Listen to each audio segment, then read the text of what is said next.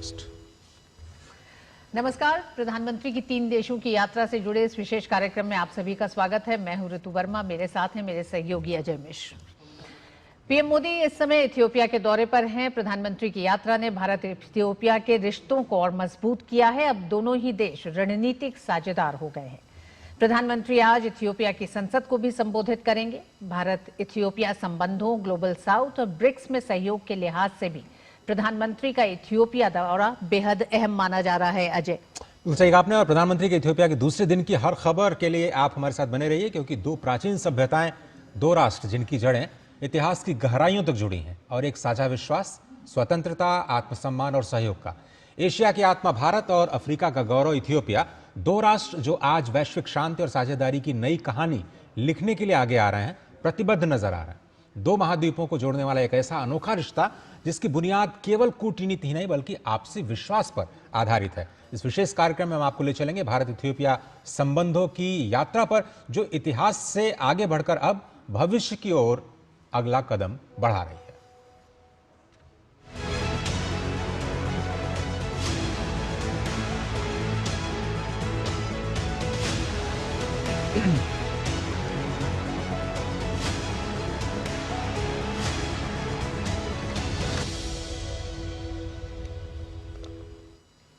प्रधानमंत्री नरेंद्र मोदी की इथियोपिया यात्रा के पहले दिन भारत इथियोपिया सहयोग बढ़ाने से जुड़े बड़े फैसले हुए। दोनों देशों ने संबंधों को रणनीतिक साझेदारी के स्तर पर ले जाने का निर्णय लिया। इथियोपिया के प्रधानमंत्री ने प्रधानमंत्री को अपने देश के सर्वोच्च सम्मान से सम्मानित किया।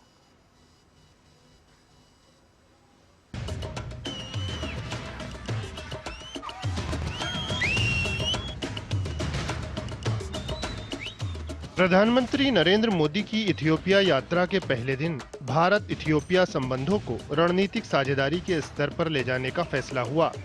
पीएम और इथियोपिया के उनके समकक्ष की बैठक में विभिन्न क्षेत्रों में सहयोग बढ़ाने पर सहमति बनी। हम भारत इथियोपिया संबंधों को स्ट्रेटेजिक पार्टनरशिप पर उस स्तर पर ले जा रहे हैं। ये कदम हमारे संबंधों को नई ऊर्जा, नई गति और नई गहराई प्रदान करेगा। भविष्य की अपार संभावनाओं को साकार करने के लिए एक स्पष्ट रोडमैप तैयार होगा। दोनों देशों के बीच कस्टम मामलों में सहयोग, यूएन शांति रक्षा अभियानों संबंधी प्रशिक्षण, इथियोपियाई विदेश मंत्रालय में डेटा सेंटर की स्थापना और G20 कॉमन फ्रेमवर्क के तहत इथियोपिया के लिए ऋण पुनर्गठन को लेकर समझौता ज्ञापनों का आदान प्रदान हुआ। अनेक भाषाओं और समृद्ध परंपराओं से संपन्न हमारे दोनों देश विविधता में एकता का प्रतीक है। दोनों देश शांति और मानव कल्याण के प्रति प्रतिबद्ध लोकतांत्रिक शक्तियां हैं। हम ग्लोबल साउथ के सहयात्री भी हैं और साझेदार भी हैं। अंतर्राष्ट्रीय मंचों पर भी हम कंधे से कंधा मिलाकर खड़े रहे हैं। इथियोपियाई स्कॉलर्स के लिए आईसीसीआर स्कॉलरशिप डबल करने, आईटीईसी कार्यक्रम के अंतर्गत एआई में इथियोपियाई छात्रों और पेशेवरों के लिए विशेष शॉर्ट टर्म कोर्स और अदीस अबाबा के महात्मा गांधी अस्पताल के क्षमता विस्तार पर भी सहमति बनी। Our two countries share over thousands of years of connection through trade, diplomacy, education, culture, and even in our food and traditions. These ties continue to shape a deep friendship, collaboration, and mutual respect between our people. प्रधानमंत्री को Ethiopia के सर्वोच्च सम्मान the great honour निशान of Ethiopia से नवाजा गया। सम्मान प्रदान करते हुए इथियोपिया के प्रधानमंत्री ने पीएम के नेतृत्व की जमकर तारीफ की। Your vision of self-reliant India, anchored in practical governance and broad strategic partnership, speaks directly to us. It resonates with our philosophy of Madamar, the belief that when we act together, we multiply our strengths. Our nations draw wisdom from ancient civilizations, yet strive to build modern, capable states for the next generation. PM ने 140 करोड़ देशवासियों की तरफ से इस सम्मान ग्रहण किया। PM ने इसे दोनों देशों की साझेदारी को आकार देने वालों को समर्पित किया। विश्व की अति प्राचीन और समृद्ध सभ्यता द्वारा सम्मानित किया जाना मेरे लिए बहुत गौरव की बात है। मैं सभी भारतवासियों की ओर से इस सम्मान को पूरी विनम्रता और कृतज्ञता से ग्रहण करता हूं। यह सम्मान उन अनगिनत भारतीयों का है जिन्होंने हमारी साझेदारी को आकार दिया। पीएम को अब तक 28 देशों के सर्वोच्च सम्मान मिल चुके हैं। इससे पहले राजधानी अदीस अबाबा में पीएम का स्वागत बेहद भव्य अंदाज से हुआ। पीएम को एयरपोर्ट पर लेने पहुंचने वालों में खुद इथियोपिया के प्रधानमंत्री भी शामिल थे। इथियोपियाई पीएम प्रधानमंत्री को साइंस म्यूजियम और फ्रेंडशिप पार्क ले गए।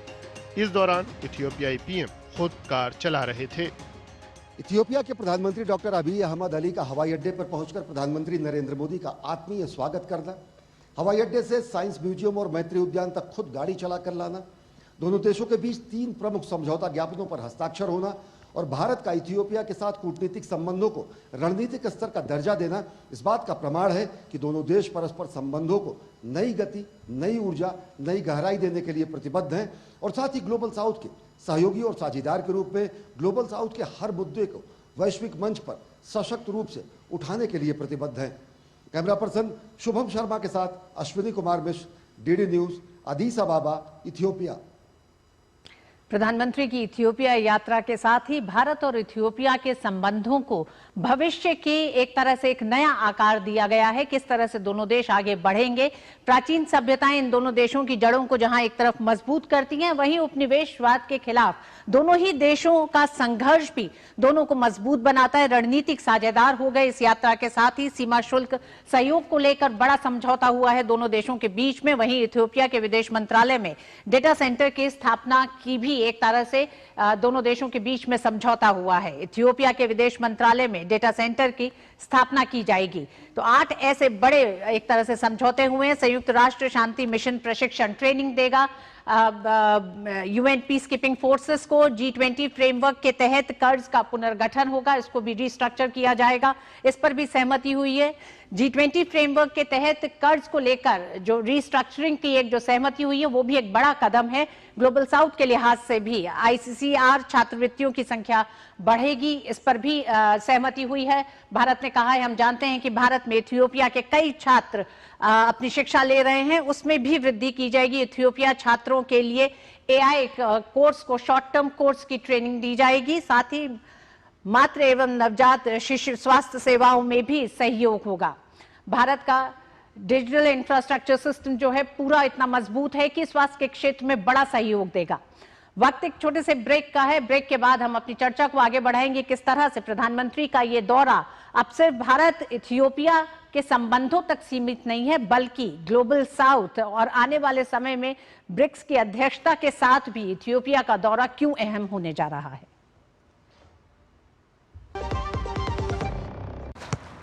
इसको तो फुटबॉल खेलना भी आ गया और इसे तो पियानो बजाने भी आ गया। चंद्रयान भी उतर गया चांद पर हमें अब तक टेस्टी राजमा बनाना नहीं आया। बिना MDH राजमा मसाला के टेस्टी राजमा कैसे बनेगा? स्वादिष्ट राजमा के लिए MDH राजमा मसाला। क्या स्वादिष्ट राजमा बनाए?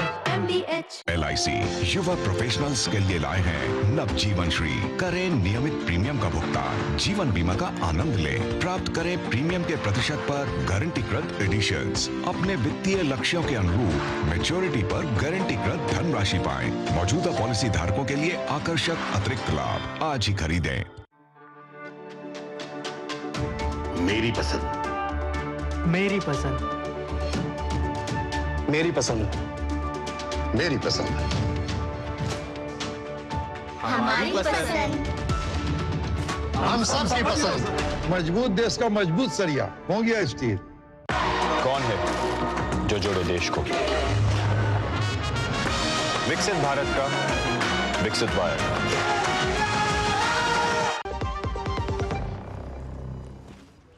स्वागत है आप सभी का। आप देख रहे हैं हमारा खास कार्यक्रम, क्योंकि रणनीतिक रिश्तों का विस्तार हो रहा है भारत और इथियोपिया के बीच में। आपको समझाएं कि ये जो पूरा का पूरा स्ट्रैटेजिक पार्टनरशिप है, अगर भारत की बात करें तो अगर वेस्ट में हम देखें तो अमेरिका के साथ हमारा स्ट्रैटेजिक पार्टनरशिप है, एशिया में देखें तो जापान जैसे देश के साथ हमारा स्ट्रैटेजिक पार्टनरशिप है, और अफ्रीका में अब इथियोपिया एक ऐसे साझेदार के रूप में उभरा है जिसमें हम अब स्ट्रैटेजिक पार्टनरशिप को आगे लेकर के जाएंगे। क्या मायने हैं इसके समझने के लिए हमारे साथ हैं गुरजीत सिंह, जो कि पूर्व वरिष्ठ राजनयिक है। गुरजीत सिंह जी, बहुत धन्यवाद आपका इस खास चर्चा में शामिल होने के लिए। मेरा सबसे पहला सवाल आपसे यही कि ये जो स्ट्रैटेजिक पार्टनरशिप के लेवल पे दोनों देश अपने संबंधों को लेकर के गए हैं, कितना इंपॉर्टेंट है और इसकी अहमियत क्या है? धन्यवाद। स्ट्रेटेजिक पार्टनरशिप इथियोपिया के साथ करना बहुत महत्वपूर्ण है, क्योंकि हॉर्न ऑफ अफ्रीका में एक इथियोपिया है जो स्टेबल है। सूडान में देखिए सिविल वॉर चल रही है, सोमालिया में सिविल वॉर चलती रहती है, इथियोपिया में भी हाल में सिविल वॉर रही है, पर उससे उभर आके वो नया कंसेंसस बना रहे हैं। और उन्होंने बहुत कोशिश की है सोमालिया में स्थिरता लाने के लिए, टेररिज्म और रेडिकलाइजेशन को काउंटर करने की। सूडान में भी वही कोशिश कर रहे हैं। तो ये एक अच्छी उभरती शक्ति है जिसके साथ हमें अच्छे संबंध बनाने चाहिए। इसमें रक्षा के क्षेत्र में भी हम आगे और चीजें कर सकते हैं। आपको याद होगा कि 1956 में भारत का सबसे पहला विदेश में एक ट्रेनिंग सेंटर इथियोपिया में खुला था, मिलिट्री ट्रेनिंग सेंटर। उसके बाद 2009 से हमारी मिलिट्री ट्रेनिंग टीम वहां रही है। तो हमारा इनके साथ संबंध अच्छा रहा है। इसके अलावा ट्रेड और इन्वेस्टमेंट, कल्चर, एजुकेशन और एचआरडी में, तो जिसको कहते हैं फुल डेवलपमेंट पार्टनरशिप हमारी इथियोपिया के साथ है। लेकिन उसको अब स्ट्रेटेजिक मोड देकर हम एक ग्लोबल साउथ का पोल खोलना चाहते हैं वहां पर, जिनके साथ हम अक्सर संपर्क बना सकें। और वो जो हॉर्न ऑफ अफ्रीका का क्षेत्र है उसमें बहुत लोग रहते हैं, जनसंख्या ज्यादा है और वहां पर प्रॉब्लम भी ज्यादा है। तो मैं समझता हूं इस स्ट्रेटेजिक पार्टनरशिप के द्वारा भारत और इथियोपिया हॉर्न ऑफ अफ्रीका में स्थिरता लाने की कोशिश करेंगे, और अगर वहां स्थिरता आती है तो जो रेड सी और इंडियन ओशन में प्रॉब्लम आती है पायरेसी वगैरह की, उनको भी हम ढंग से देख पाएंगे। गुरजीत सिंह जी, ग्लोबल साउथ की आवाज को भारत लगातार मजबूती दे रहा है। जिस तरह से वैश्विक मंच पे एक बड़ी आवाज बन के भारत उभरा है ग्लोबल साउथ के लिए, भारत इथियोपिया संबंधों में ग्लोबल साउथ को लेकर भी आप किस तरह से देखते हैं प्रधानमंत्री की ये पूरी यात्रा और इथियोपिया के साथ मजबूत होते संबंध? जी, ग्लोबल साउथ, पहले तो G20 में भारत ने अफ्रीकन यूनियन को परमानेंट स्थिरता सदस्यता की दिलवाई, और अफ्रीकन यूनियन इथियोपिया में हेडक्वार्टर्ड। दूसरी बात है कि भारत ने इथियोपिया का समर्थन किया कि वो ब्रिक्स का मेंबर बन सके। तो ये इंटरनेशनल और रीजनल बेस पे भारत और इथियोपिया के कई संपर्क बनते आ रहे हैं। इथियोपिया के प्रधानमंत्री ने वॉइस ऑफ ग्लोबल साउथ में 2 बारी अपनी शामिल हुए थे, और उनके जो वित्त मंत्री हैं वो भी शामिल हुए थे। तो उन्होंने भारत के ग्लोबल साउथ के जो इनिशिएटिव हैं उनसे हाथ मिलाया है। भारत का जो ग्लोबल साउथ का एक जो पहलू है वो ज्यादातर हमारी जो सक्सेसफुल डेवलपमेंट कोऑपरेशन है उसके ऊपर निर्भर है। लोग जानते हैं कि भारत ने उनकी डेवलपमेंट में क्या क्या रोल अदा किया है, और ये रोल इथियोपिया में पूरी तरह नजर आता है। एजुकेशन, हाईटेक प्रोग्राम डेवलप, हमें वोकेशनल ट्रेनिंग सेंटर खोला है, बहुत सारे टीचर्स और प्रोफेसर्स गए हैं, बहुत सारे स्टूडेंट्स आते हैं, और ट्रेड और इन्वेस्टमेंट भी अच्छा खासा हो रहा है। तो ये जो डेवलपमेंट कोऑपरेशन का सक्सेस है वो हमारे ग्लोबल साउथ की जो पार्टनरशिप है उसमें बहुत अच्छा रोल निभाता है। सर, थोड़ा सा अब दोनों नेताओं के बीच की केमिस्ट्री की हम बात करते हैं। प्रधानमंत्री नरेंद्र मोदी ने स्पष्ट तौर पर यह कहा कि जोहान्सबर्ग में G20 में दोनों की मुलाकात हुई। बड़े स्नेह के साथ जो इथियोपिया के प्रधानमंत्री हैं उन्होंने भारतीय प्रधानमंत्री को न्योता दिया और केवल 24 दिनों का वक्त लगा प्रधानमंत्री मोदी को अपनी यात्रा करने का इथियोपिया का। इस स्ट्रेटेजिक रिलेशन को आप या इस पर्सनल केमिस्ट्री को आप कैसे देखते हैं? इस बात को भी देखते हुए कि अगले वर्ष हमने AI समिट जो हम करने जा रहे हैं और ब्रिक्स की अध्यक्षता जो हमारे पास है उसमें हमने इथियोपिया के प्रधानमंत्री को न्योता दिया। तो हो सकता है फरवरी में ही दोनों नेता एक बार फिर से मिले। जब इनकी मुलाकात G20 जोहान्सबर्ग में हुई थी उसमें जो गर्मजोशी थी वो साफ नजर आ रही थी, लेकिन इतनी जल्दी इथियोपिया का दौरा हो जाएगा ये मैं भी एक्सपेक्ट नहीं कर रहा था।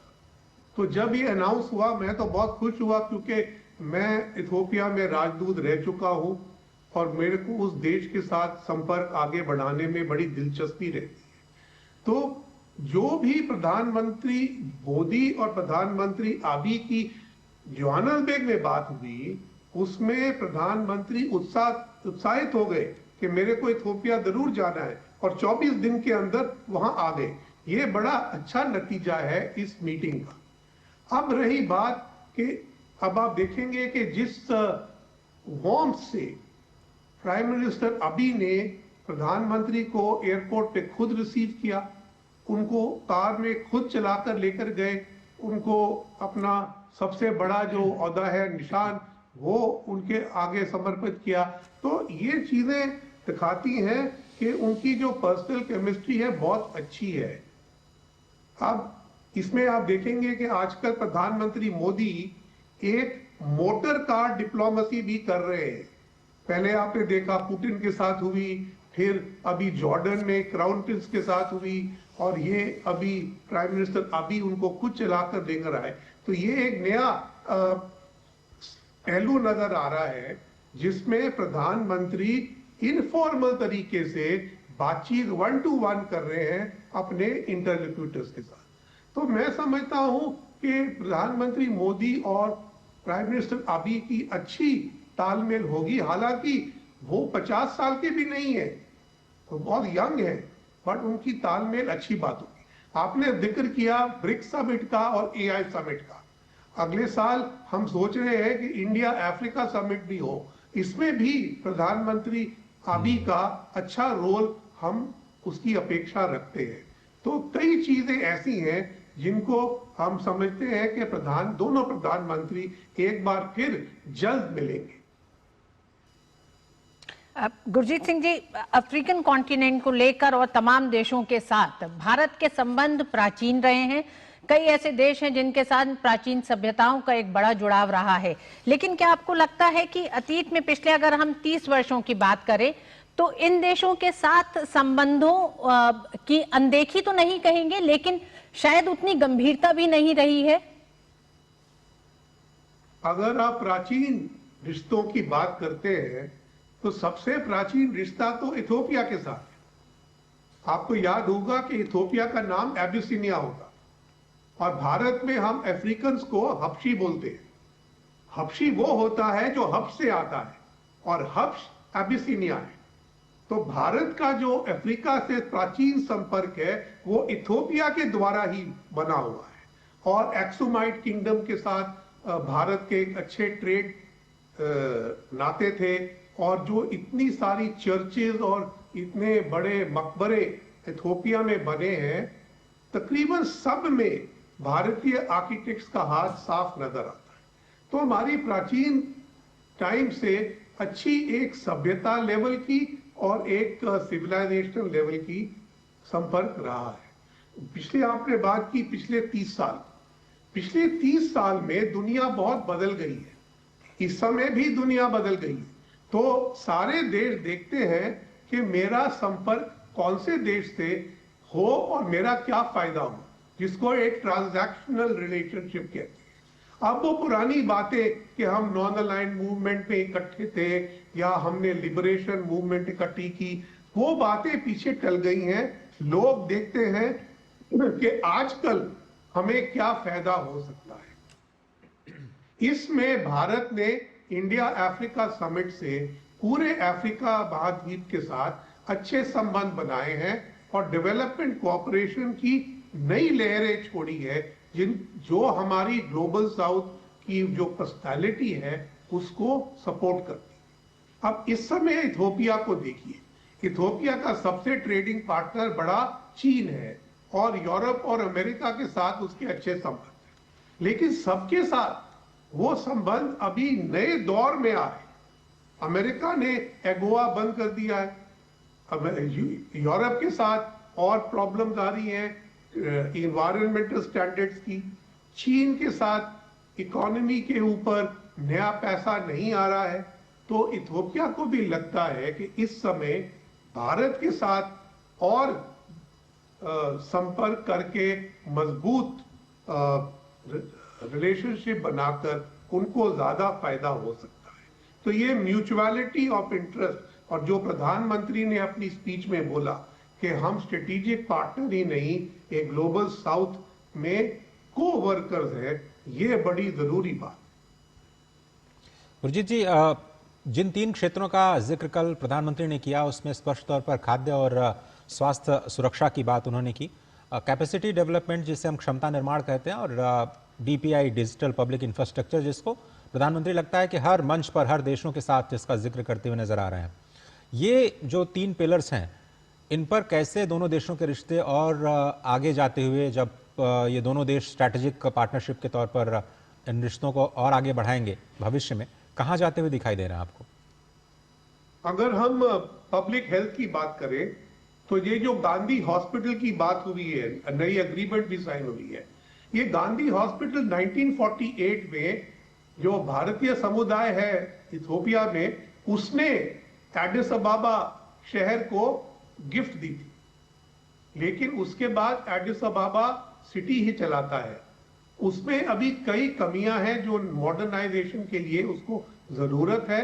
तो हमारी जो अग्रीमेंट हुई है उसके द्वार में गायनेकोलॉजिकल और न्यूनेटल डिपार्टमेंट्स को सपोर्ट ज्यादा दी जाएगी। इसके अलावा जब पैन अफ्रीकन ई नेटवर्क शुरू हुआ था 2007 में, उसके एजुकेशन और टेलीमेडिसिन के दोनों पायलट प्रोजेक्ट इथियोपिया में ही शुरू हुए थे, एडिस अबाबा यूनिवर्सिटी और ब्लैक लायन हॉस्पिटल। इथियोपिया से अभी भी बहुत सारे लोग मेडिकल टूरिज्म के लिए भारत आते हैं और भारतीय मूल के डॉक्टर भी वहां पर कई अस्पतालों में कंसल्टेंसी करते हैं।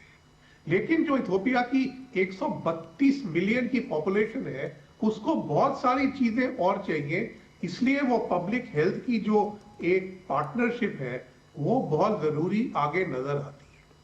भारत की एक कंपनी ने ऑलरेडी वहां पर मैन्युफैक्चरिंग शुरू की है फार्मास्यूटिकल्स में, उसको कैसे आगे बढ़ाना है, उसको कैसे मजबूत करना है, ये भी हम आगे देख सकते हैं।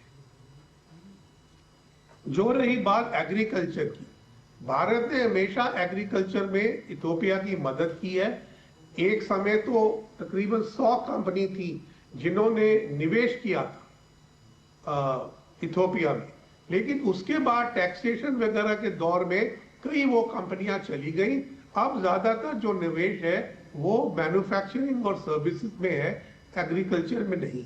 लेकिन एग्रीकल्चर के लिए भारत कई अपने प्लान्स जो हैं और अपने तजुर्बे हैं वो इथियोपिया से शेयर करता है, आईटेक से भी और आईटेक के बाहर भी। अब रही बात एआई आईटी की, इथियोपिया ने हमेशा भारत की ओर उस नजरे से देखा है कि हम आईटी में भारत से क्या सीख सके, और अब हमने एआई के लिए और स्कॉलरशिप भी दे दी है। तो एक इथियोपिया एआई और आईटी की उभरती शक्ति है, वो पीछे नहीं रहना चाहते, आगे बढ़ना चाहते हैं, और इसमें भारत के साथ उनके संपर्क और रिश्ते और मजबूत नजर होते आते हैं। जी, गुरजीत सिंह जी, आप हमारे साथ बने रहिएगा। हमारे साथ एक और मेहमान जुड़ गए हैं, Rahul Mishra ji, school of international studies JNU से। आपका बहुत बहुत स्वागत है। राहुल जी, गुरजीत जी ने एक तरह से विस्तार से बताया है कि दोनों देशों के संबंध जहां एक तरफ प्राचीन सभ्यताओं का जुड़ाव है, वहीं किस तरह से भविष्य को ध्यान में रखकर भी कई ऐसे बड़े समझौते हुए हैं। प्रधानमंत्री ने अपने वक्तव्य में बहुत साफ कहा कि दोनों देश ग्लोबल साउथ की एक बड़ी आवाज भी बन के उभर रहे हैं। किस तरह से प्रधानमंत्री के इस पूरे दौरे को आप देखते हैं? आज प्रधानमंत्री इथियोपिया की संसद को संबोधित भी करेंगे और जो 8 समझौते हुए हैं उन्हें देखते हुए दोनों देशों के संबंधों को भविष्य में आप कैसे देख रहे हैं? देखिए, मुझे लगता है भारत और इथियोपिया के संबंधों में और खासतौर से प्रधानमंत्री मोदी की इस यात्रा के संदर्भ में अगर हम देखें तो 2 बातें बहुत क्लियर हैं।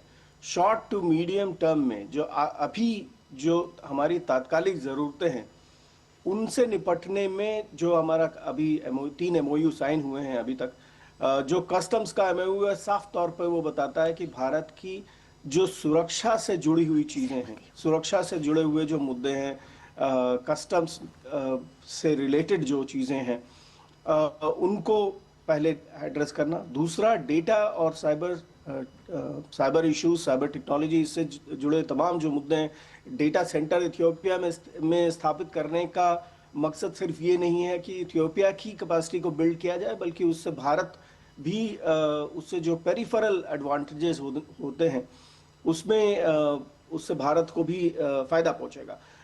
जहां तक ग्लोबल साउथ का सवाल है, इथियोपिया एक बहुत बड़ा पिलर है अफ्रीकन देशों में, जिसने न सिर्फ अफ्रीकन यूनियन बल्कि ब्रिक्स में भी अपनी बड़ी महत्वपूर्ण भूमिका निभाने की कोशिश की है अफ्रीका की तरफ से। और मुझे लगता है कि आगे आने वाले समय में ये भूमिका और बढ़ेगी। तो मुझे लगता है कि तमाम जो डेवलपमेंट्स हो रहे हैं इस वक्त भारत और इथियोपिया के संबंधों के परिप्रेक्ष्य में, आगे आने वाले समय में ये संबंध और प्रगाढ़ होंगे और भारत की जो रीच है हॉर्न ऑफ अफ्रीकन रीजन में, जो बहुत ही सामरिक तौर पे बहुत महत्वपूर्ण क्षेत्र है, उसमें जो भारत की पकड़ होनी चाहिए, उसके लिए भी इथियोपिया की बहुत महत्वपूर्ण भूमिका बनती है। तो ये विजिट सिर्फ एक आम विजिट नहीं है, इसके पीछे काफ़ी स्ट्रेटेजिक, काफ़ी सामरिक तौर पे सोच समझ कर इस विजिट को। प्रधानमंत्री नरेंद्र मोदी इस समय इथियोपिया के दौरे पर है और प्रधानमंत्री ने यहाँ अदीस अबाबा में स्थित अदबा स्मारक और संग्रहालय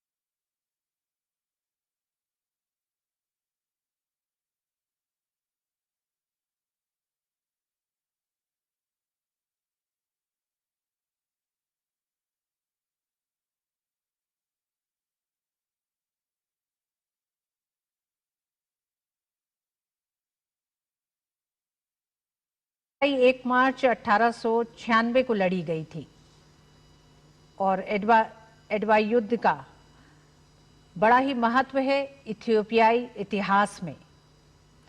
एडवा की जीत ने इथियोपिया को अफ्रीका के उन देशों में शामिल किया जो कभी औपनिवेशिक शासन के अधीन नहीं आए। इस जीत ने पूरे अफ्रीका और अफ्रीकी प्रवासी समुदायों यानी अफ्रीकन डायस्पोरा को स्वतंत्रता और आत्मसम्मान की प्रेरणा दी। एडवा आज भी पैन अफ्रीकन आंदोलन का एक प्रमुख प्रतीक है।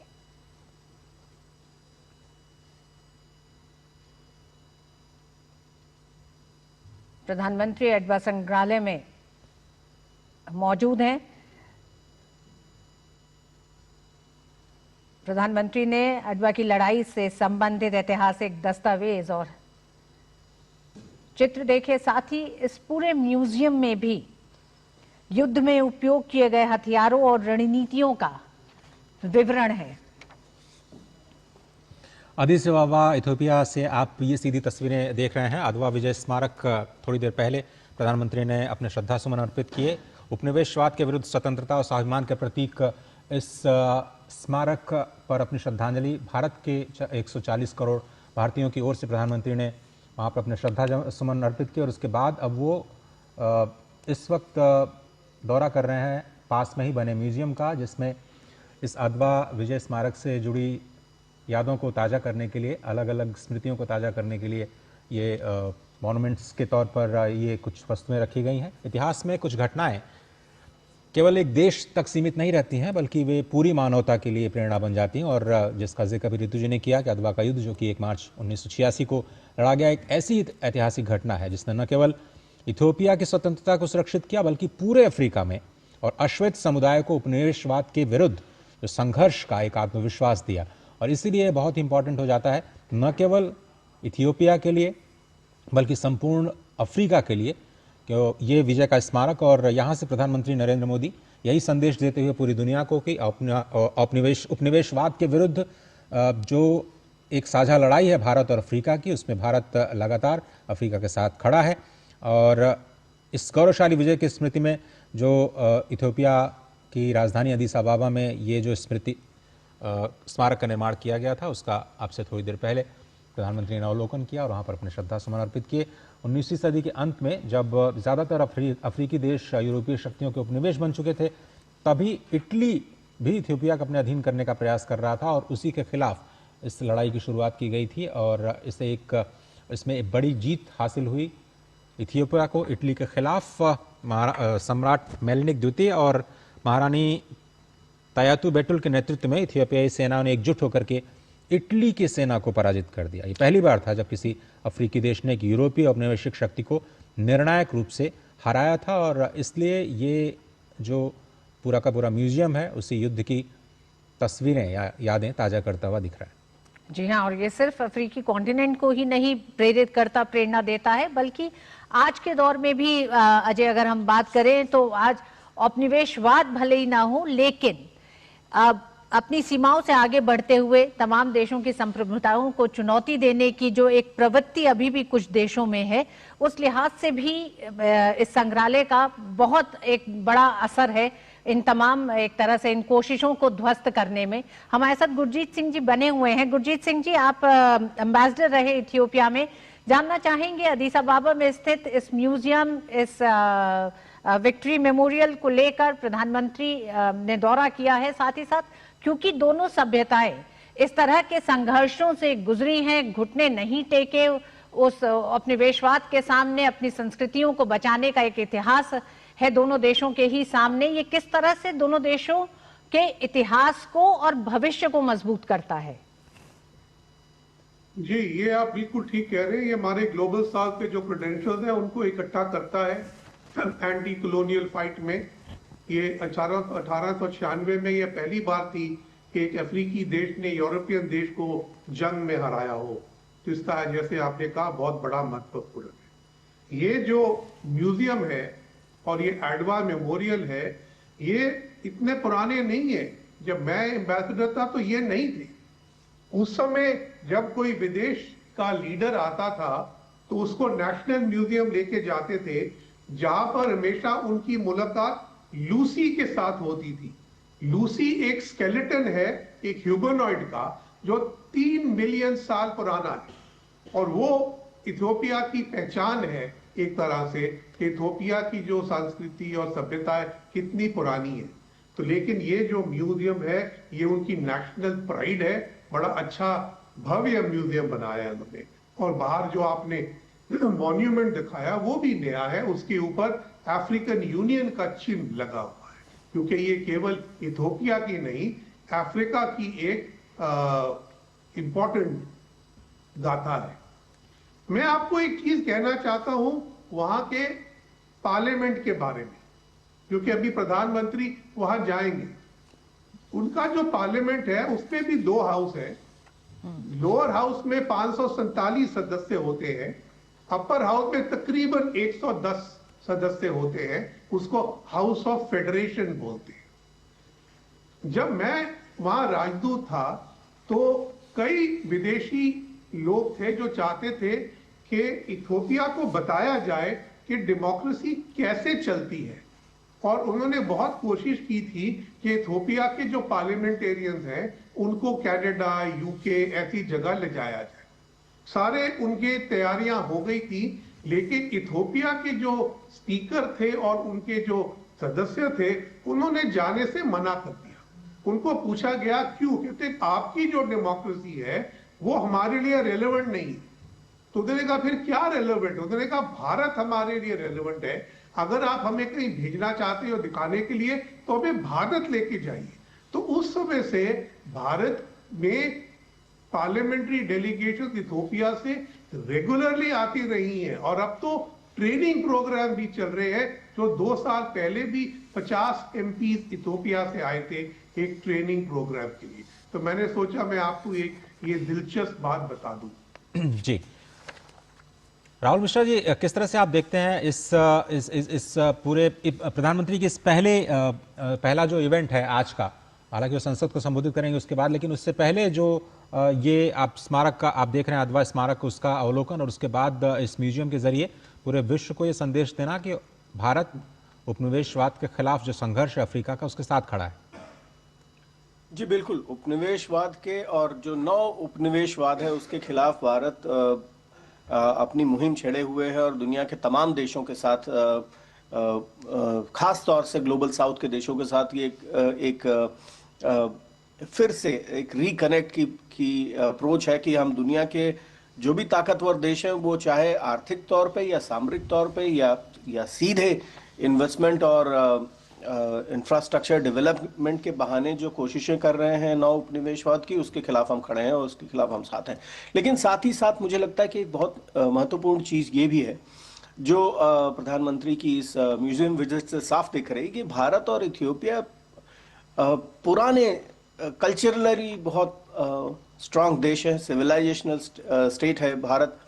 इथियोपिया का भी बहुत बड़ा और बहुत ही रिच इतिहास रहा है, और दोनों देशों की जो अपनी स्वतंत्रता संप्रभुता को लेकर के जो कमिटमेंट है वो भी इसमें हमें दिखता है कि इस चीज़ को भी हाईलाइट करने की कहीं ना कहीं कोशिश हो रही है कि इन दोनों देशों का जो समृद्ध इतिहास है, एक गौरवपूर्ण जो उनकी जो पृष्ठभूमि है वो बहुत महत्वपूर्ण है। और एक बहुत ही दिलचस्प पहलू ये भी है कि इथियोपिया, जब पहली बार ग्रीक लोगों ने जब भारत को देखा तो उन्होंने कहा कि ये पूर्वी इथियोपिया है। तो इथियोपिया के रेफरेंस से हमें यूरोप ने एक ज़माने में देखा था, और वो बहुत महत्वपूर्ण है क्योंकि हम लोगों के, भारत और इथियोपिया दोनों के ही जो सांस्कृतिक पहनावे के तौर पे, मैं एंशिएंट टाइम्स की बात कर रहा हूँ, पुराने ज़माने में जो खाने पीने के ढंग थे, जो कल्चरल और सोसाइटल जो एस्पेक्ट्स थे, उनमें इतनी समानताएं, लोगों के पहनावे के साथ साथ उनकी अपीयरेंसेस में भी इतनी सिमिलरिटी थी कि यूरोपियंस ने सोचा कि ये इथियोपिया एक देश है हॉर्न ऑफ अफ्रीका में और भारत जो है वो ईस्ट इथियोपिया है। तो इससे पता चलता है कि दुनिया कैसे हम भारतीयों को और इथियोपिया के लोगों को ट्रेडिशनली देखती रही है, और कैसे इन दोनों ही देशों में एक कनेक्ट है।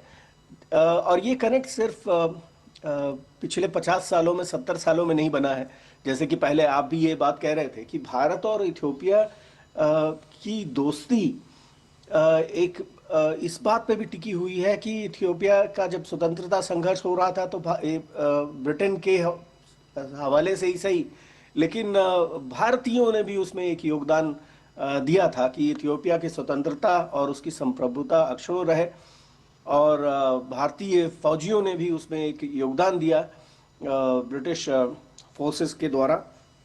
ये बहुत महत्वपूर्ण पहलू है। पिछले 75 सालों में भी जो हम देखते हैं डिप्लोमेटिक एस्पेक्ट्स में, चाहे वो भारत का आईटेक प्रोग्राम हो या कैपेसिटी बिल्डिंग हो, हमेशा से ही भारत ने इथियोपिया के साथ काफ़ी महत्वपूर्ण एस्पेक्ट्स पे काम किया है। कैपेसिटी बिल्डिंग के एस्पेक्ट में मुझे लगता है ख़ास तौर से मेडिकल कॉलेजेस बनाए, मेडिकल फैसिलिटीज़ डेवलप करी, ग्लोबल साउथ की या नॉन अलाइनमेंट की जो हमारे कोऑपरेशन मैकेनिज्म थे उसमें इथियोपिया ने। राहुल जी, आपको रोकना चाहेंगे, इस वक्त प्रधानमंत्री पहुंच चुके हैं इथियोपिया की संसद और थोड़ी देर में उनका वहां पर संबोधन होना है, बहुत ही इंपॉर्टेंट। इथियोपिया की संसद जिसे फेडरल पार्लियामेंट्री असेंबली कहा जाता है, वहाँ पर प्रधानमंत्री का संबोधन। और आपको याद होगा कि कल ही इथियोपिया ने प्रधानमंत्री को अपना पहला, किसी भी वैश्विक नेता को दिया गया पहला राष्ट्रीय सम्मान, सर्वोच्च सम्मान निशान इथियोपिया से सम्मानित किया था। और आज सर्वोच्च विधायी संस्था जो कि वहाँ की संसद है,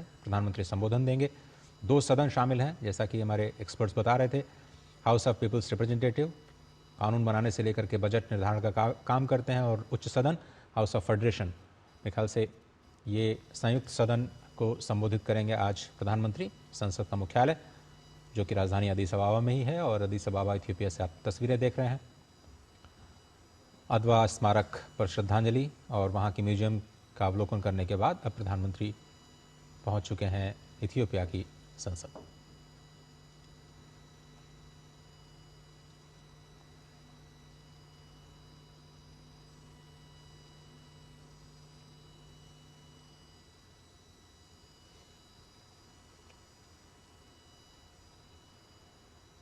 पूरी दुनिया को यही उम्मीद कि प्रधानमंत्री क्या कुछ संदेश देंगे वहाँ से लोकतांत्रिक मूल्यों को लेकर के। भारत हमेशा से लोकतंत्र की जननी के तौर पर संपूर्ण विश्व में जाना जाता रहा है।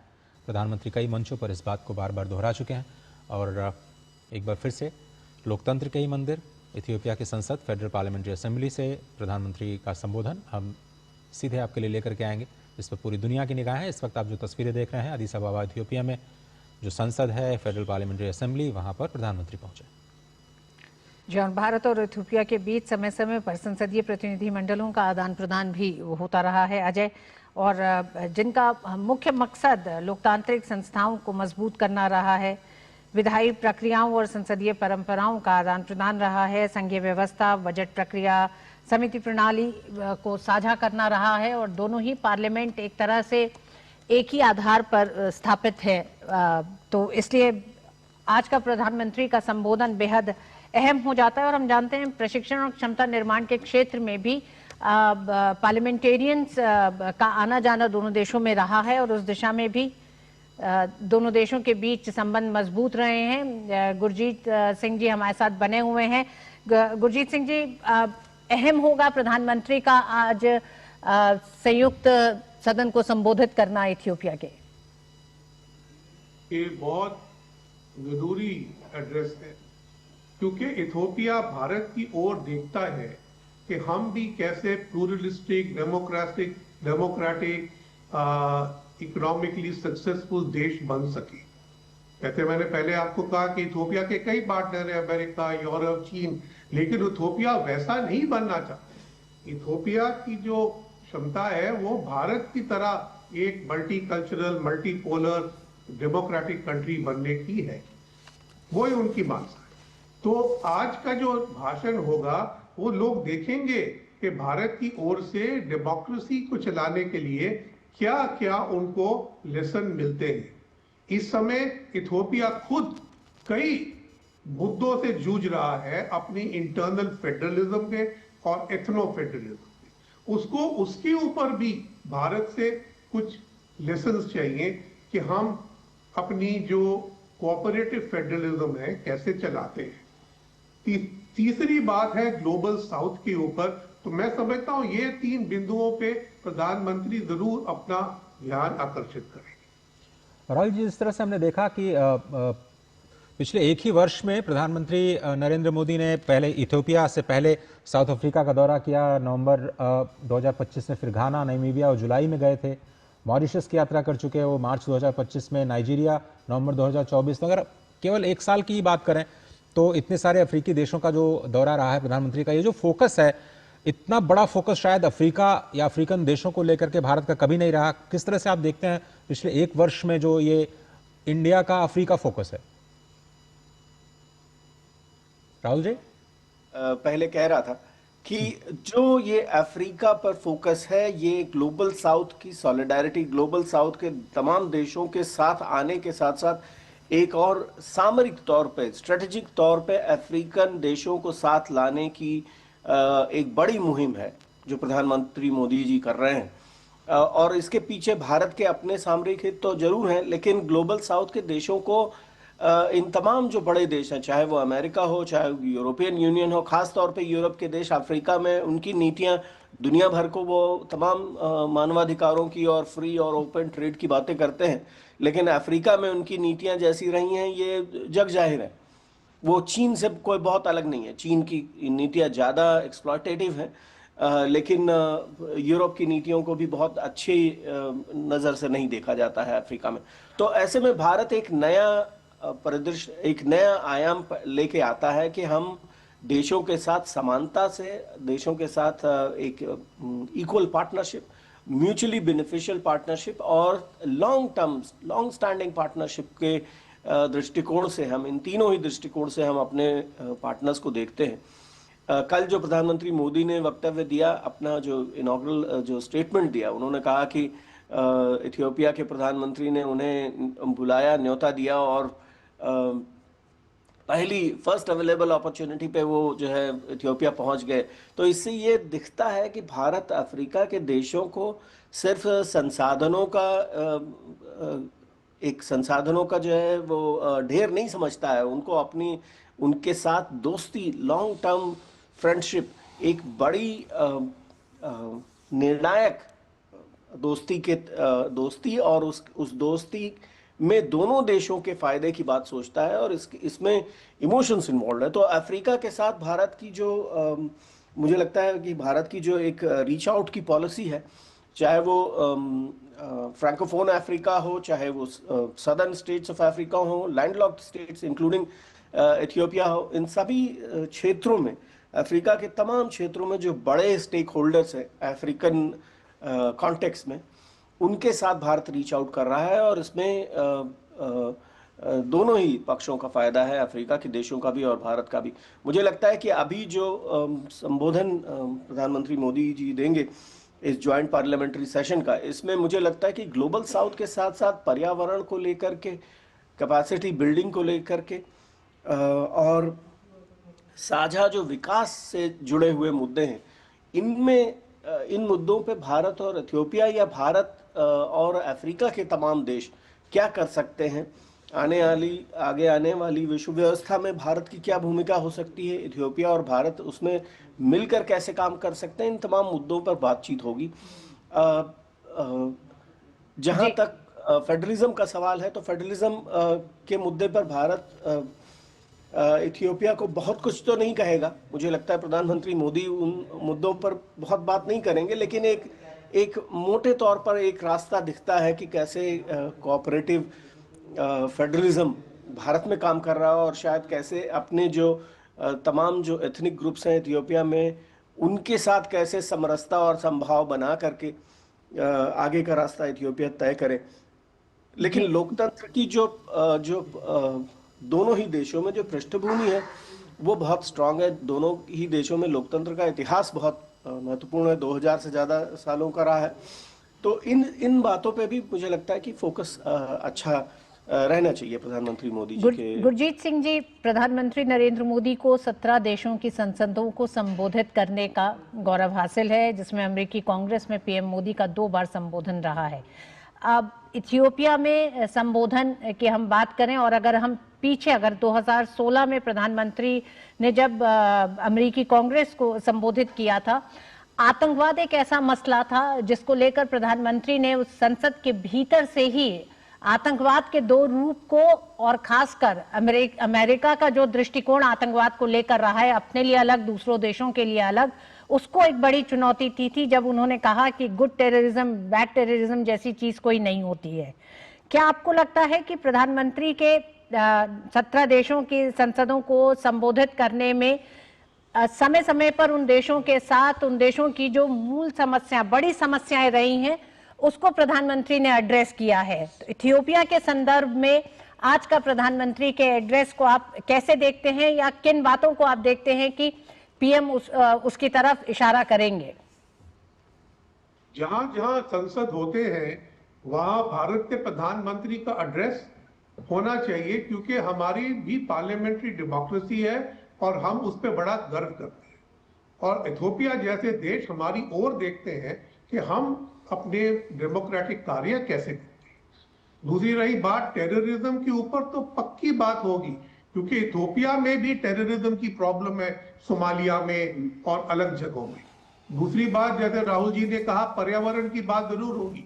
जो आजकल की बड़ी प्रॉब्लम है, डेट स्ट्रेस है, क्लाइमेट फाइनेंस है, डेवलपमेंट फाइनेंस है, इंफ्रास्ट्रक्चर डेवलपमेंट है, इन सबके ऊपर बात होगी। और कौन सा रास्ता बेहतर है वो प्रधानमंत्री बताएंगे, क्योंकि इस समय दुनिया में जो बड़ी शक्तियां हैं वो अपने अपने तरीके से काम कर रही हैं, लेकिन भारत का जो हाथ बड़ा है वो है एक पार्टनरशिप का हाथ। और मैं समझता हूं इस स्पीच में ये पार्टनरशिप का हाथ बड़ा क्लोजली नजर आएगा। राहुल जी, भारत के दृष्टिकोण को अफ्रीका के संदर्भ में बाकी देशों से कैसे हम तुलना कर सकते हैं? मिसाल के तौर पर जो वेस्टर्न इकोनॉमीज हैं वो इस वक्त कैसे अफ्रीका को देख रही हैं, भारत कैसे देख रहा है? दोनों नज़रियों में थोड़ा सा अगर आप अंतर स्पष्ट कर पाए हमारे दर्शकों के लिए, और क्या वो चीज़ें रिफ्लेक्ट हो सकती हैं आज प्रधानमंत्री के संबोधन में?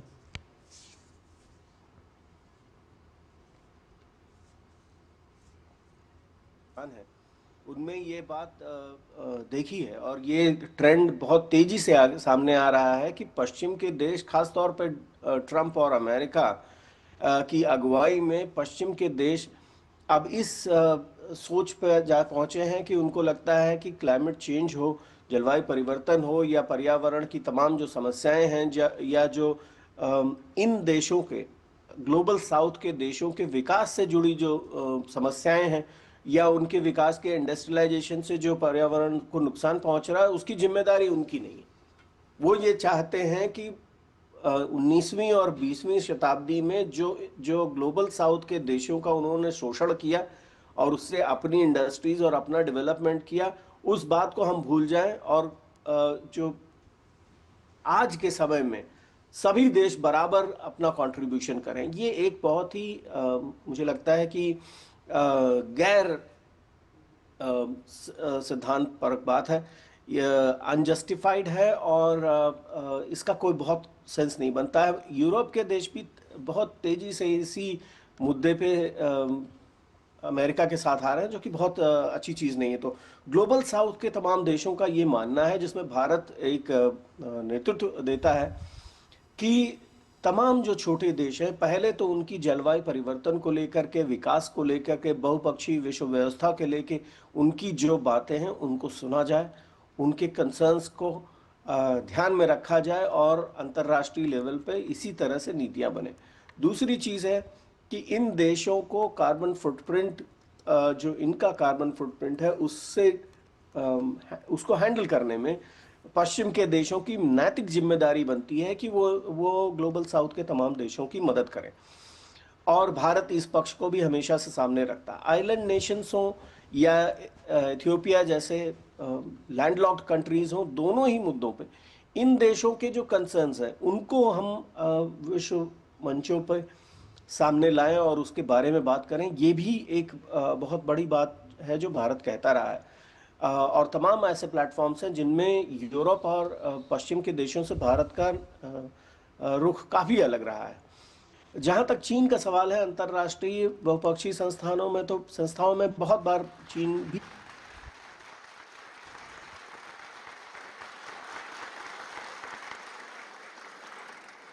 እንድትቀመጡ በአክብሮት እጠይቃለሁ።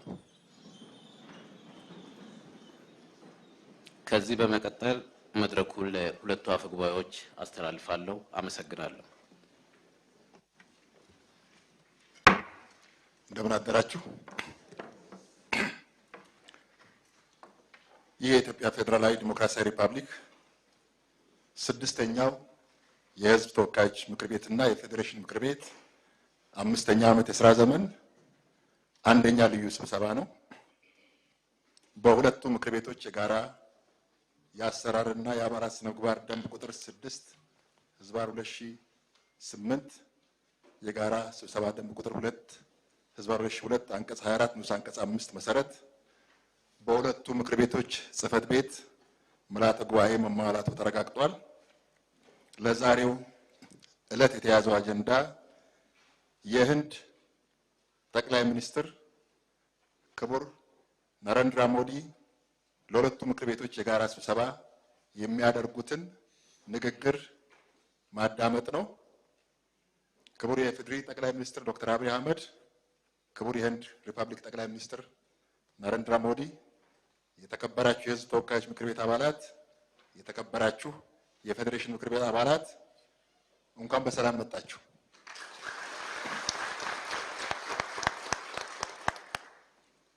ከሁሉ አስቀድሜ የህዝብ ተወካዮች ምክር ቤትና የፌዴሬሽን ምክር ቤት በሚያደርጉት የጋራ ስብሰባ ላይ ንግግር ለማድረግ በመካከላችን ለተገኙት የህንድ ጠቅላይ ሚኒስትር ክቡር ነሬንድራ ሞዲ እና ለልኡካን ቡድን አባላት እንኳን ደህና መጣችሁ እያልኩ የተሰማኝን ክብርና ደስታ በሁለቱም ምክር ቤቶችና በራሴ ስም እንዲገልጽ ይፈቀድልኝ።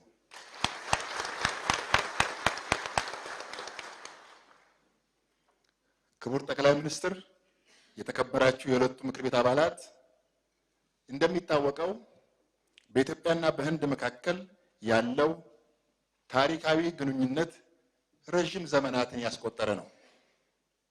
የህንድ ሪፐብሊክና ኢትዮጵያ የረጅም ጊዜና ጠንካራ ወዳጅነት ያላቸው በባህል፣ በታሪክ እንዲሁም በኢኮኖሚና በፖለቲካ ዘርፍ ብዙ ትስስር ያላቸው ሀገራት ናቸው።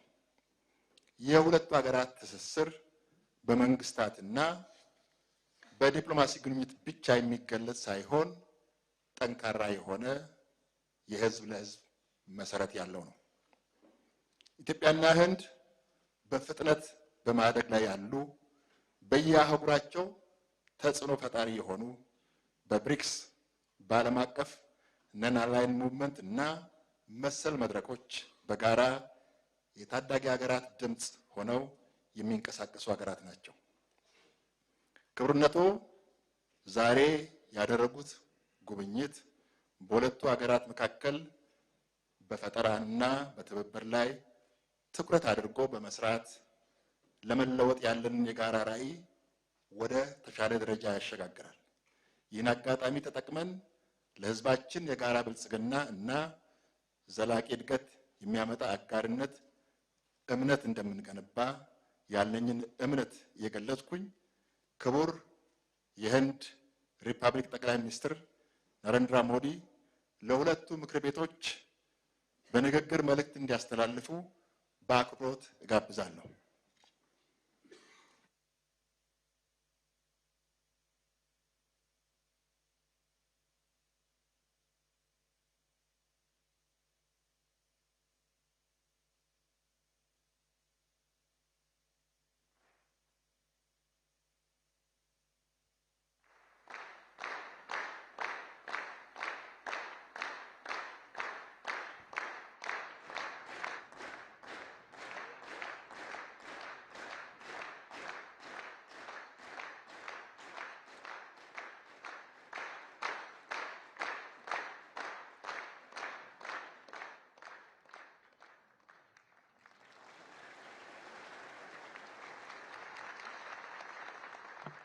Your Excellency,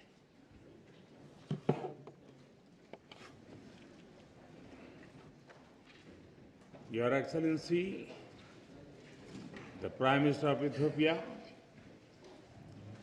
honorable speakers of both houses of parliament, honorable members, excellencies, and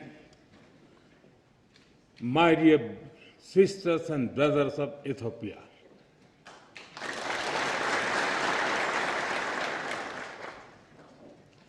It is a moment of a great privilege for me to stand before you today.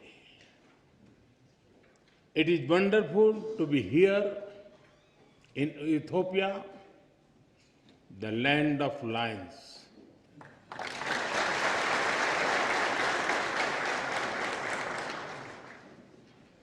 I feel very much at home because my home state Gujarat in India is also home to lions.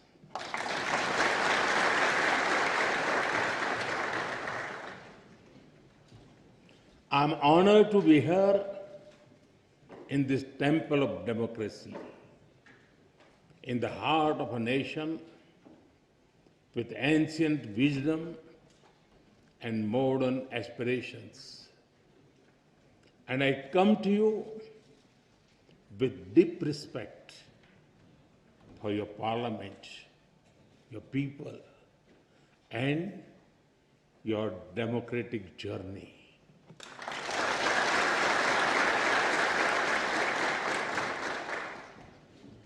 On behalf of the 1.4 billion people of India, I bring greetings of friendship, goodwill, and brotherhood.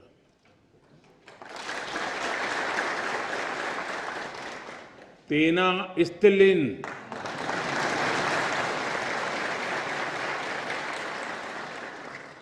Salam.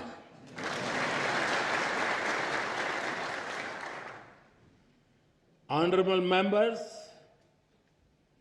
in this great building, your laws are shaped. Here, the will of the people becomes the will of the state. And when the will of the state is in harmony with the will of the people, the wheel of programs moves forward with hope and purpose. Through you, I am also speaking to your farmers in the fields, to the entrepreneurs building new ideas, to the proud women leading communities and institutions, and to the young people of Ethiopia who are shaping the future. I thank you for the immense privilege. Yesterday, I was also honored to receive the Grand Honor Nishan of Ethiopia from my dear friend, Prime Minister Dr. Abiy Ahmed.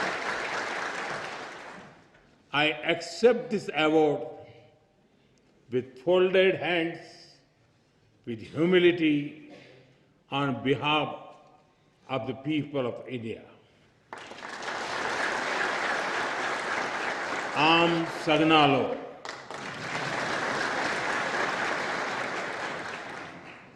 Honorable members, Ethiopia is one of the oldest civilizations in human history. Here, history is alive in the mountains, in the valleys, and in the hearts of the Ethiopian people. Today, Ethiopia stands tall because its roots are deep. To stand in Ethiopia is to stand where the past is honored, the present is full of purpose, and the future is welcomed with open hearts.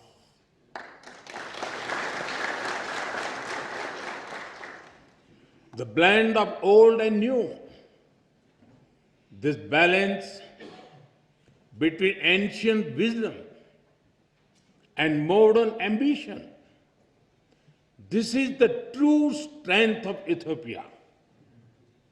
The spirit of Medemer or synergy is very familiar to us in India.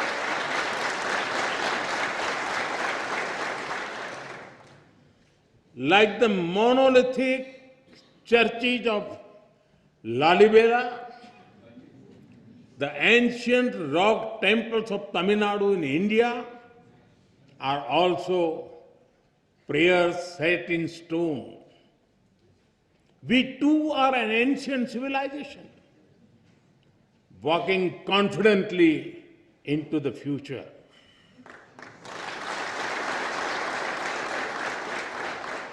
With the call of Sabka Saath, Sabka Vikas, Sabka Vishwas, Sabka Prayas, together for everyone's growth, with everyone's trust and effort. Our emotions for our motherland also reflect our shared perspectives. India's national song, Vande Mataram, and the Ethiopian national anthem, both refer to our land as the mother.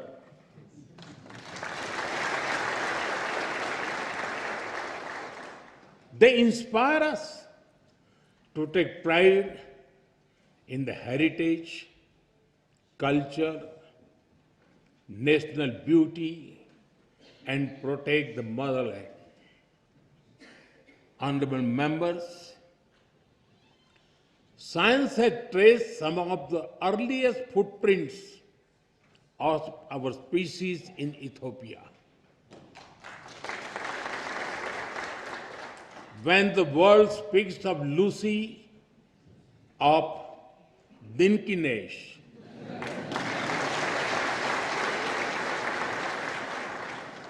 they are not speaking only of fossil. They are speaking of a beginning.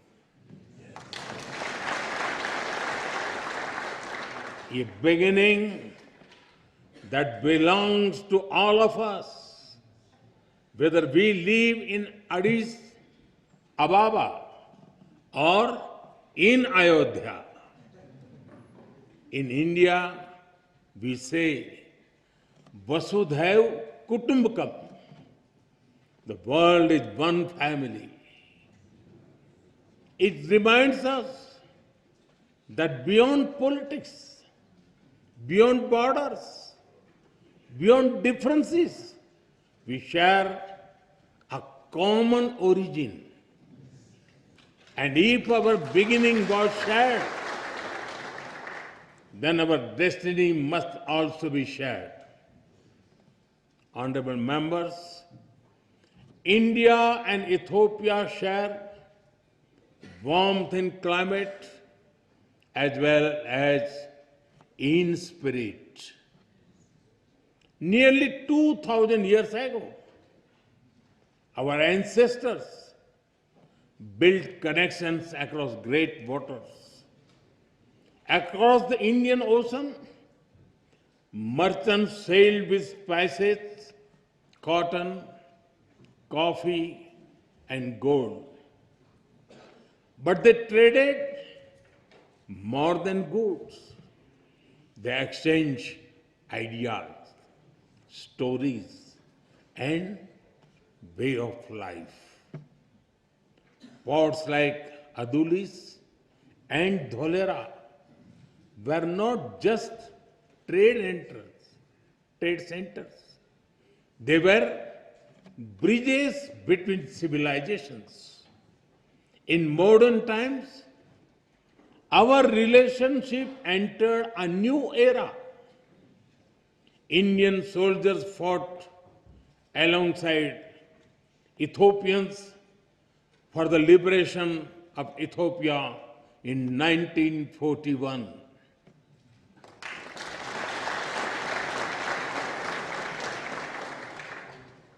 Our formal diplomatic relations began soon after India became independent.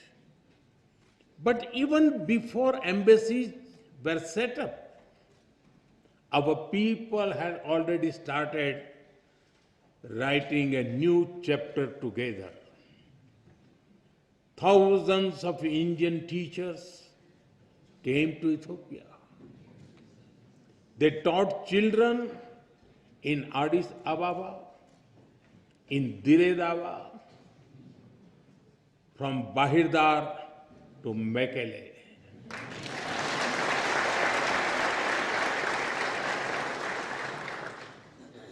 They reached Ethiopian schools and entered Ethiopian hearts.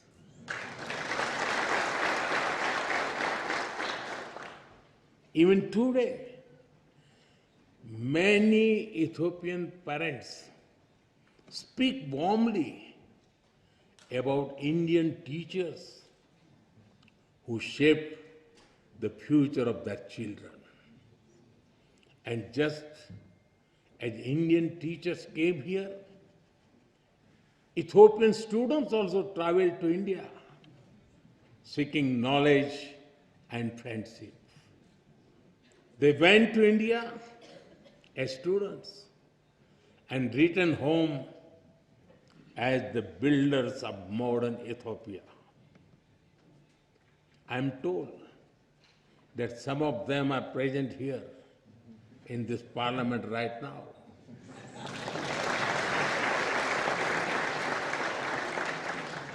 Including the Honorable Speaker Tagese Chapo.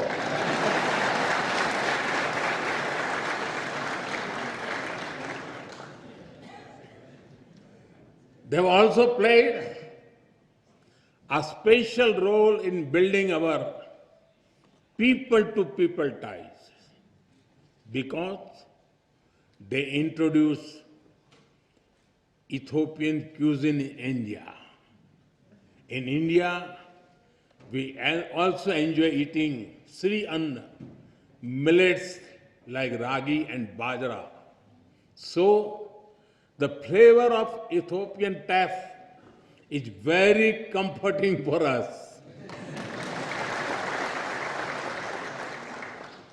And since we enjoy eating the Indian thali, the European bayanetu also feels very familiar to us.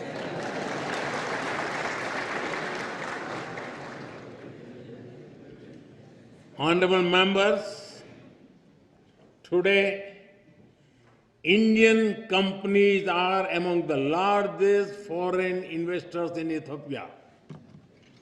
They have invested more than $5 billion in diverse sectors like textiles, manufacturing, agriculture, health, and more. And they have created more than 75,000 local jobs. But I'm sure we can all agree our partnership has a lot more potential. That is why Prime Minister Dr. Abiy Ahmed and I took a big step forward yesterday.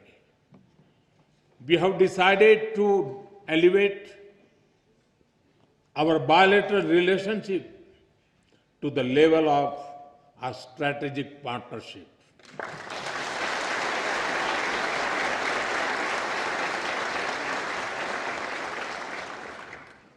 This will unleash the potential of our economics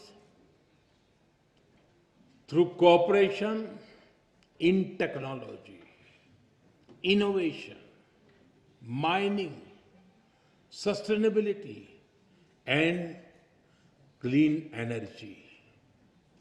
It will also secure the future of our peoples through cooperation in food security, health security, and capacity building. In addition, we will also enhance our trade and investment cooperation as well as on defense and security matters. Honorable members, as developing countries, we have a lot to learn from and offer to each other. Agriculture forms the backbone of our two nations. It feeds our people. It sustains our farmers. It connects tradition with innovation. We can work together to develop better seeds, irrigation systems, and soil health technologies. As climate change affects rainfall and crop cycles, we can share knowledge in climate resilient farming, from dairy farming to farm mechanization, from millet research to food processing. Together, we can help our farmers prosper. Honorable members, in India, we have built a robust digital public infrastructure. It has transformed the way we deliver services and how people access them. Today, every citizen in India can use technology for payments, for identity, and for government services. More than half of the world's real-time digital payments now happen in India. Welfare benefits worth over $500 billion have reached hundreds of millions of beneficiaries directly in their bank accounts without leakages or corruption. 3 times every year, nearly 100 million farmers receive financial assistance at the click of a button. As you roll out the Digital Ethiopia 2025 strategy, we are ready to share our expertise and our experience with Ethiopia.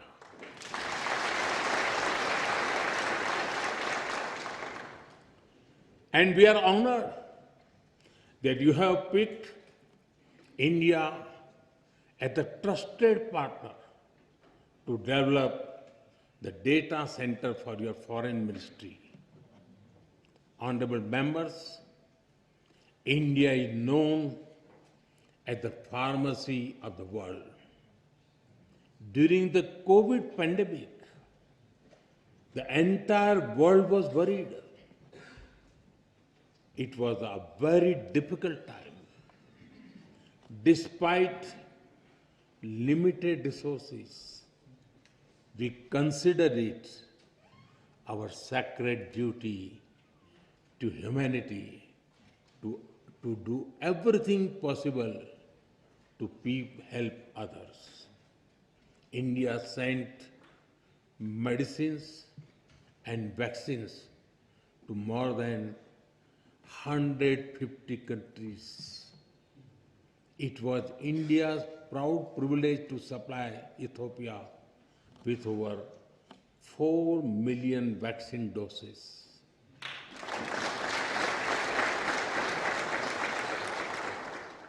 And our good fortune to do so in partnership with the WHO, led by Dr. Tedros, a proud son of Ethiopia, known in India as Tulsi Bhai.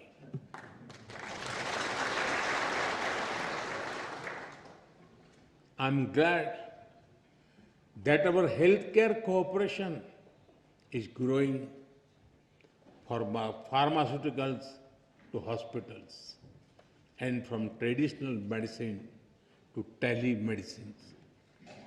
We are committed to strengthen our health security cooperation further, from provisioning of new equipment in hospitals to capacity building to healthcare professionals.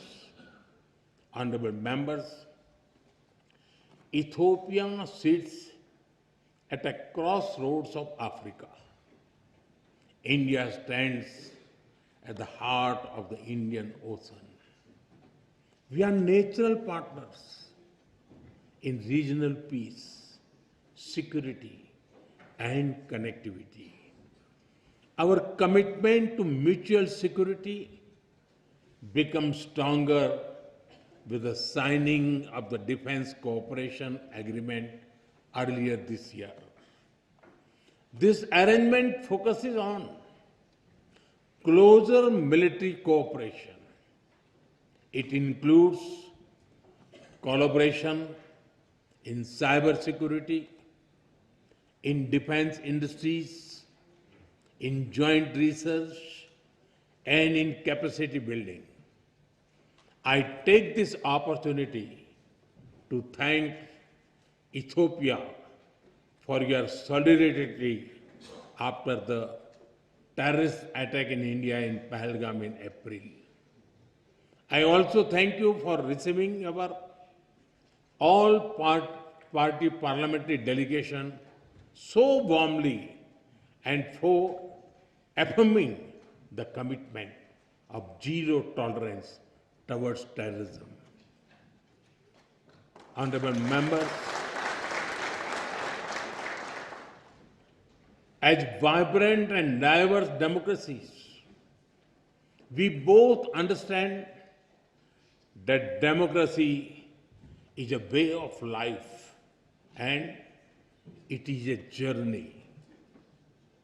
It is shaped sometimes by debate, sometimes by disagreement, but always by belief in the rule of law and the will of the people.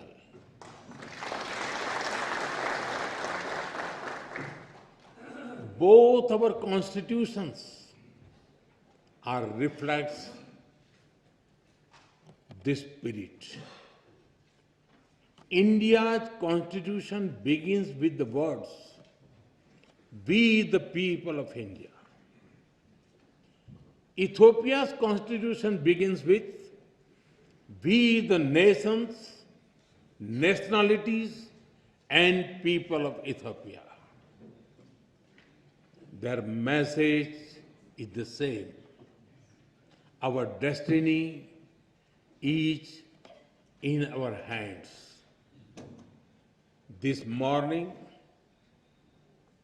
I had the honor to lay a wreath at the Adwa Victory Monument.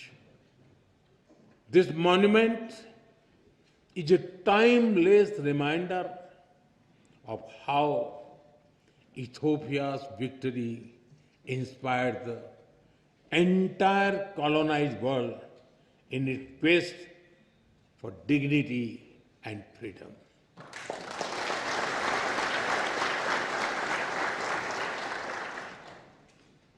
And in these times of conflict and uncertainty, it is a reminder that the people of the global South can stand up for themselves.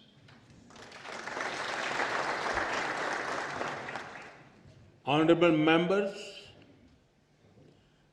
Mahatma Gandhi gave us the concept of trusteeship.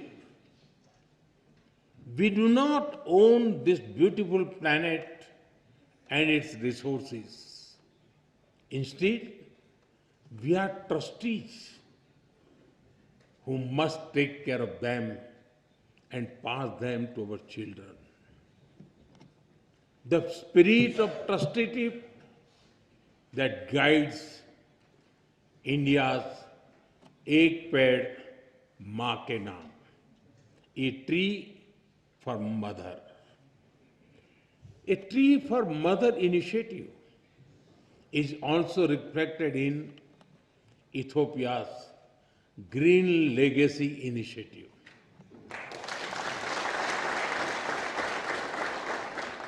Both our nations believed in caring for Mother Earth. Both believe in giving back to nature.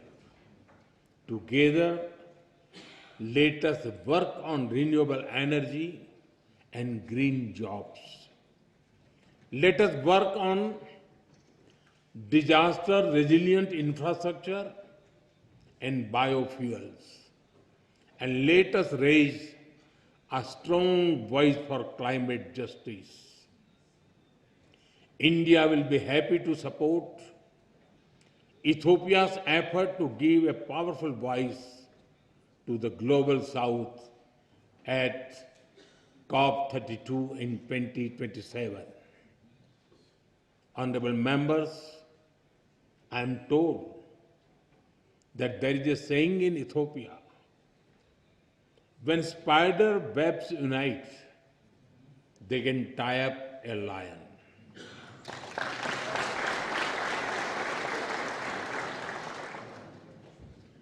We too believe in India that मन मिले तो पर्वत भी रास्ता दे देते हैं. When hearts are united, even mountains give way.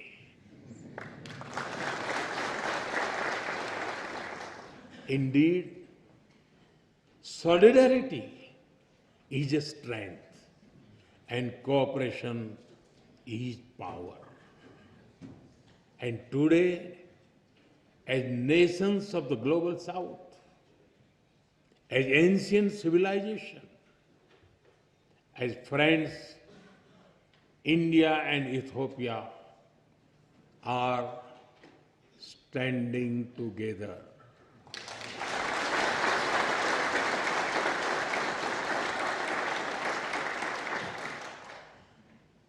We stand together as member of one family, and we work for a world that is more just, more equal, and more peaceful. It was here in Addis Ababa that the dreams of African unity found a home. I am told that many streets of this wonderful city are even named after African countries. On the other side of the Indian Ocean, it was in New Delhi that India was honored to welcome the African Union as a permanent member of the G20.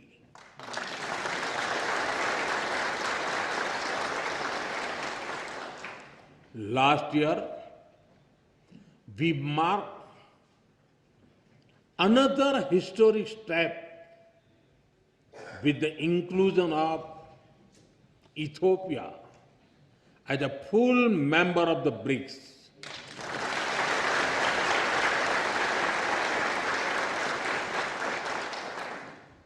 In fact, over the 11 years of my government, the connection between India and Africa has grown many-fold.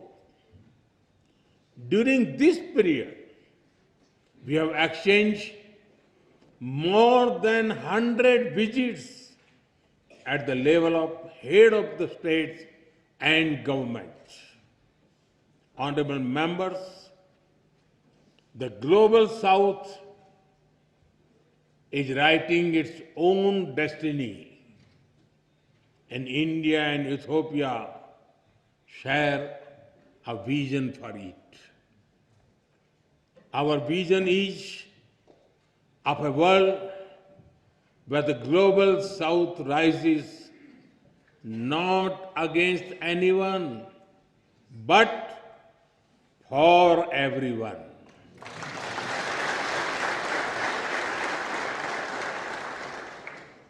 A world where development is fair,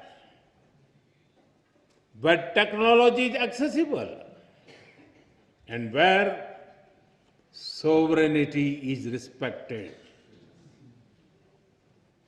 A world where prosperity is shared and peace is defended. And a world where decision-making reflects today's reality, not the world of 1945. Because the world cannot move forward if its system remains locked in the past. That is why India has emphasized a global development compact. It will prioritize technology sharing, affordable finance, capacity building, and trade of sustainable growth. That is why at the G20 summit in November, I called for an Africa Skill Multiplier Initiative to train 1 million trainers. It will build local capacities and help your efforts towards inclusive and sustainable development. Honorable members, my personal association with tea is well known, but it is impossible to come to Ethiopia and not mention coffee.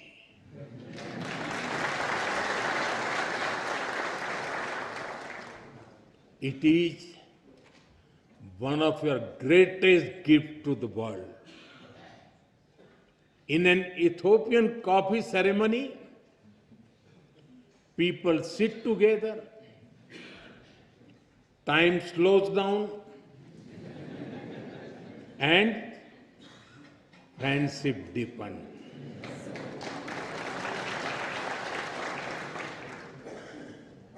In India too, a cup of tea is an invitation to talk, to share, to connect.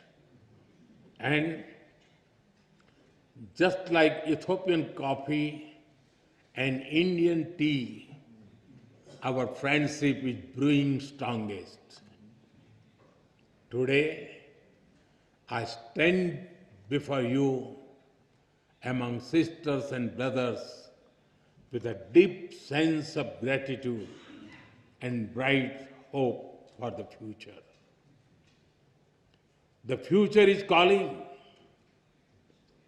and India and Ethiopia are ready to answer. Honorable members, as I conclude, I give you my word that we will walk together as equals.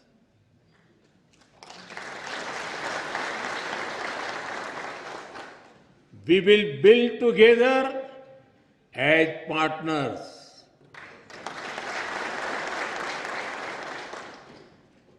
And we will succeed together as friends.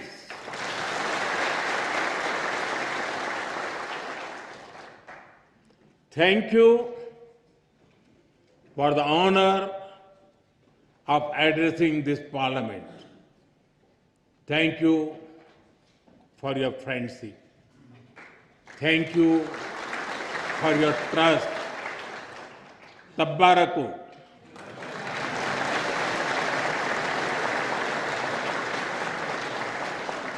Dena hunno. Am sagnalo. Thank you.